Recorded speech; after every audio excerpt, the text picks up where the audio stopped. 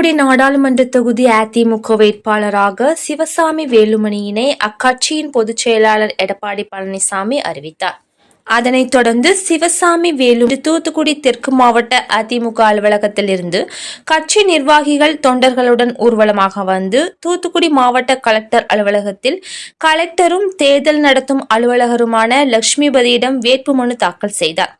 அப்பொழுது முன்னாள் அமைச்சரும் தூத்துக்குடி தெற்கு மாவட்ட செயலாளருமான SP சண்முகநாதன்,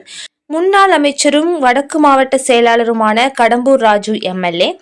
அதிமுக மாநில வர்த்தக அணி செயலாளர் சீதா செல்லப்பாண்டியன், மாநில அமைப்பு செயலாளர் சின்னத்துரை, முன்னாள் MP ஜெயசிங் தியாகராஜ், நட்டர்ஜி, முன்னாள் MLAக்கள் சின்னப்பன் மோகன், முன்னாள் மாவட்ட செயலாளர்கள் ஆறுமுக நயினார் ஹென்றி,